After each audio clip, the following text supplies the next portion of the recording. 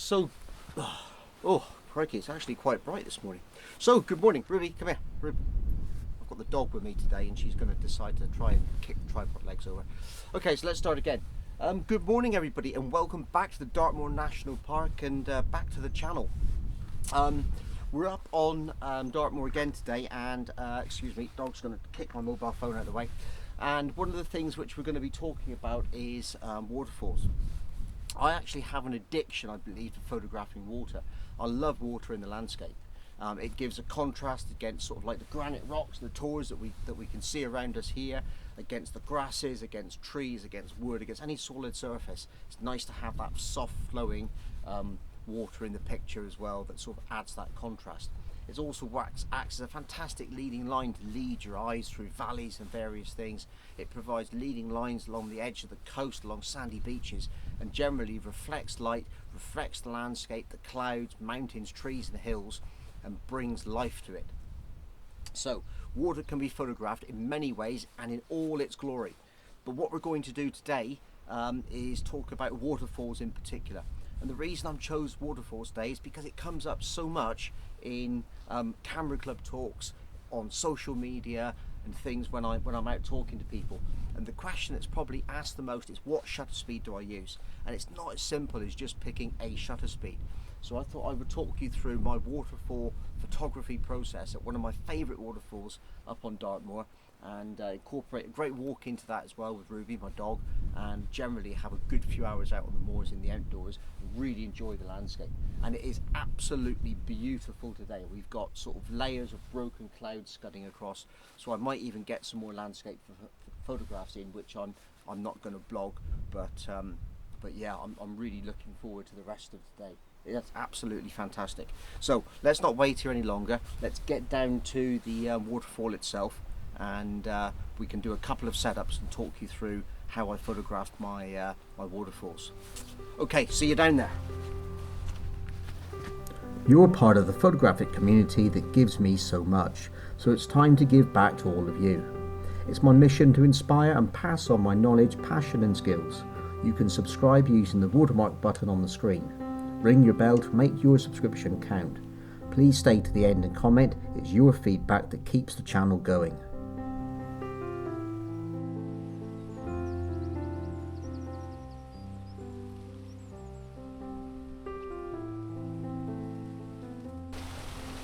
Okay, so we're finally here, and it's a great spot, isn't it? It is, without any doubt, one of my most favourite locations on Northmore. I seem to say that every position I get to, but I really do actually enjoy it, so it's good to be here. Now, okay, so we're going to deal with this in several stages. We're going to do a couple of different compositions, but this video isn't really about composition, so I'm not going to vlog those parts. I'm not going to really show you those parts. I'm just going to go straight into it and talk about the waterfall photography. If you want to know more about photographic composition, then I have got some videos on that, so you may like to watch one of these maybe, and I'll put links up to those in the description. The other thing, of course, is that it's a little bit windy today. It's also a little bit noisy, so I'm talking quite loud. I hope that you can hear me, and I apologise if it is a little bit difficult. So, shutter speed. What I generally do with shutter speed and waterfalls is it comes down to personal choice, which is why it's always very difficult to answer the question. What is it you actually want as a photographer? What do you want your water to look like? You can, sometimes it's better to freeze the action and have, like breaking rocks on the shore, for example. You might want those sprayed, shooting up the cliffside, and you may actually just want it sat there and no movement in it at all. Other cases, you may want a very dreamy, ethereal look where you've almost got no texture in the water at all. Going for some very minimalist type of photographs where you just got almost a flat white stream of water or waves or whatever, and it's very ghost-like and hardly noticeable. Personally, for me, with waterfall photography in the landscape, generally I like somewhere in between. I like to be able to see that the water's flowing, so I like it being streaks, but I don't like it to blend out entirely and lose all texture. I like it to be soft, I like it to show that it's a soft texture, and that often works well against the hard graphics and things. So I'm going to set up a composition. I'm going to take a number of pictures at different shutter speeds, and then we're going to go back over that and see what I'm actually doing when we set those up. So something to eat first and a drink of coffee.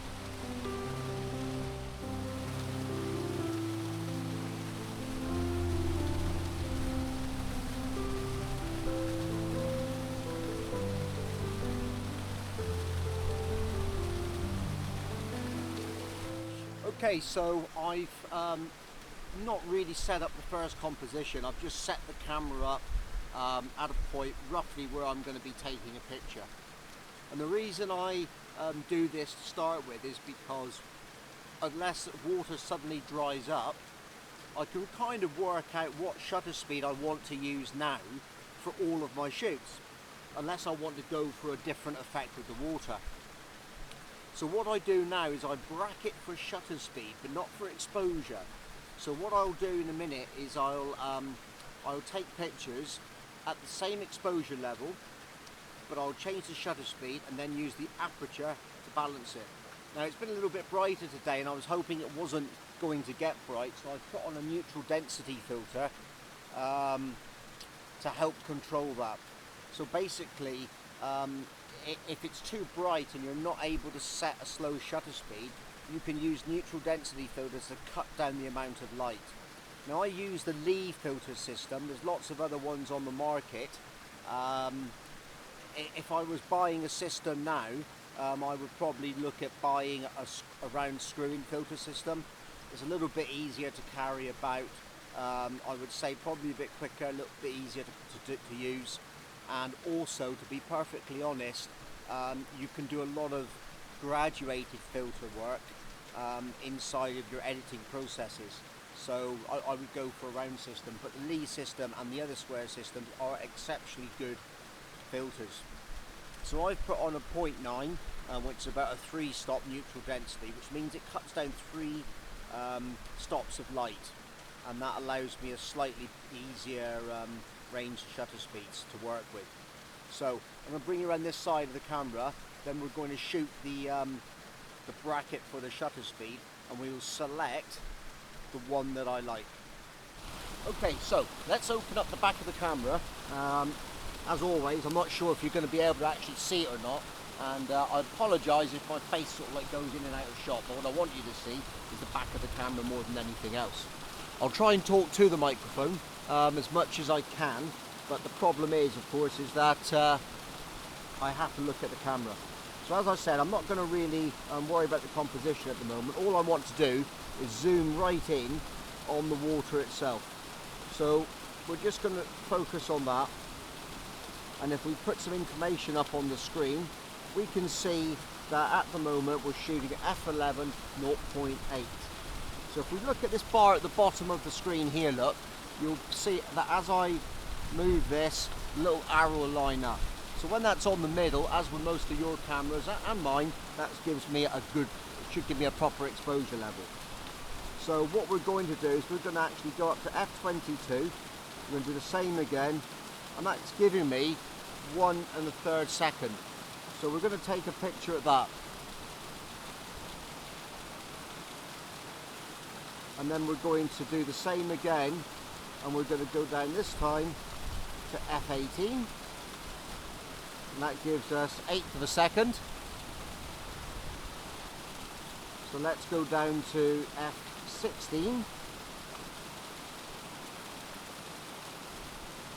Trouble is, the light level's coming up really, really strong now. We're going to have to wait for the sun to go over and pick it up again. There we go. Okay, so we've got some clouds again.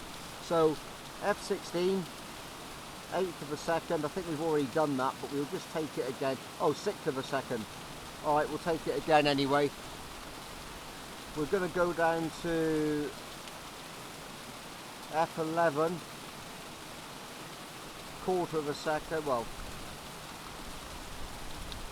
4 seconds. And we're going to go down to f8, or well, f8. see what the shutter speed is there. Fifth of a second. Okay, so that gives us a range of different shutter speeds. Now we may not like any of them, but we'll just review them on the back of the camera. We'll get some information up. So we've got a fifth of a second, 4, 6,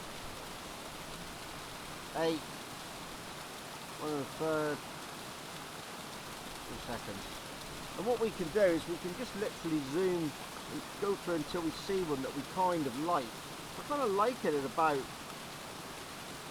I think that's too slow. I think it's 6 and an eighth of a second. So let's just zoom in on that a little bit.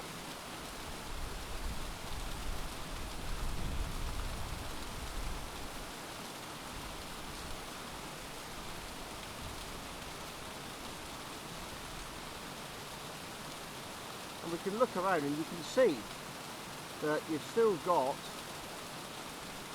got flow, you've got a bit of texture. The question is, do we like it? Is it what we want? If we don't like it, we can go a little bit quicker if we want to.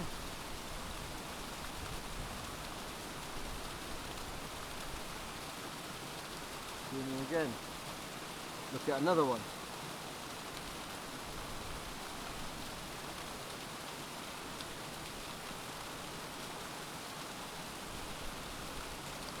Okay, so once you've gone through your various pictures that you've taken and decided on your shutter speed, it's all about getting the exposure right. And you'll see that here we've got some various blinking highlights and bits and pieces which are causing us some issues, and you get that with water. So I'm gonna do a final setup, and then once I've set up the composition, I know the shutter speed, I'm going to talk to you about how I control exposure. Okay, so I have set up an exposure. Sorry, I have set up a composition for you. I've got to be honest, it's not the best composition in the world. It's just a basic straight-on picture of the waterfall.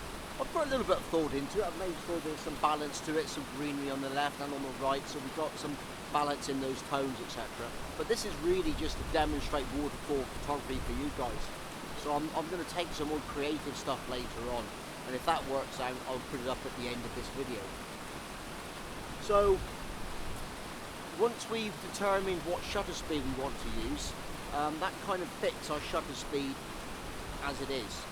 So I've decided I'm going to use 0.8 seconds shutter speed, so that's fixed. So I've now got two options. I can adjust two things. I can adjust my ISO, or I can adjust my aperture to control exposure. Now, I know that modern cameras can use a much higher range of shutter speed, much higher range of ISOs than some of the older cameras. So if you wanted to uprate your camera and get a higher shutter speed, 2/50th of a second, half a second, 2/50th, try again. If you wanted to increase your ISO 200, 400, 800 or whatever, that's fine, you can do that. But it's more often than not that when you actually do waterfall photography and you're working with slow shutter speeds, it's more often that you actually want to have a slower shutter speed. And the only way that you can do that is set at ISO 100 and then you're stuck, because the only way you can get those exposures lower is by using, being distracted by something, is by using those graduated filters that I said before. So at the moment I've got a 3-stop graduated filter on there, and it's kind of working, but the aperture's up around f16 still. Now, lenses have a particular sweet spot where their optical performance is much better. So normally you'd want to shoot at, say, somewhere between f5.6 and f11. So 6, 8, 11. 16 you can get away with, but it's a little bit on the high side for me. So I'm going to try and put on a slightly better filter for a minute, see if I can get a slower shutter speed, and we'll see what happens. Sometimes it works, sometimes it doesn't, but I'm going to see where we go.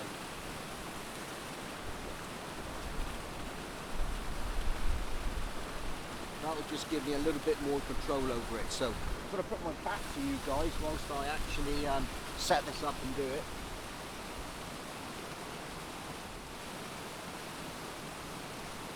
Yeah, that's worked. I can now get a shutter speed of about, like I said, 0.8 seconds at f10. I'm really happy with that. So I'm going to take that picture. Yeah, and there we have it. That's quite nice. I'm not too worried about the fact that the sky is slightly overexposed, because I'm intending to crop this down a little bit in the camera, make it a little bit more of a letterbox picture. But I will, just for argument's sake,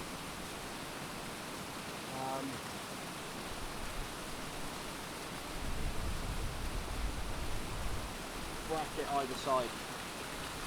So I'll take one at f8.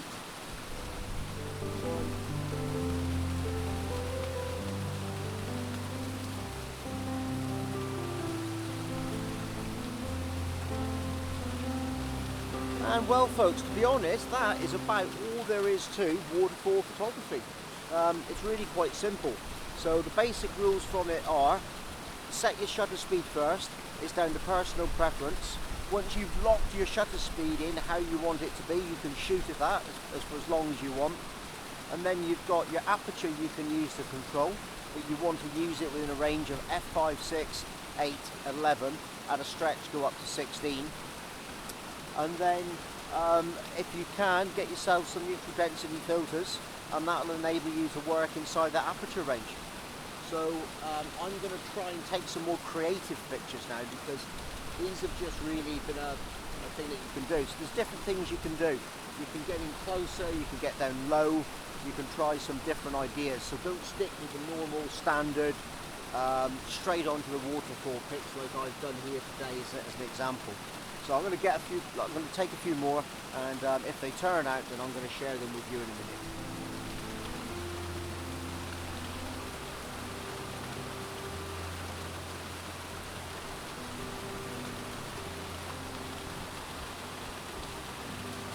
Okay, so as you can see, well, the sun's come out, it's shining down my back. It's nice to have the warmth of it on there and sort of start to dry a few things out. We've had some rain showers, but it does really mean that that's the end of waterfall photography for me today. You probably noticed the highlights are blown out. It's looking really quite contrasty and difficult at the moment, and that's not the sort of pictures that I like to take. I like to take my waterfall pictures under dull, flat light conditions, so I've got real good control of those highlight areas. So that's all I'm going to do today. I do hope that you've enjoyed today's video. I'd love to see your comments. Either way, give the video a thumbs up or a thumbs down. It's all good. And most of all, if you are enjoying the channel, please consider subscribing. And I'm going to go home, decide what I'm going to do next time. So I'll see you in the next video.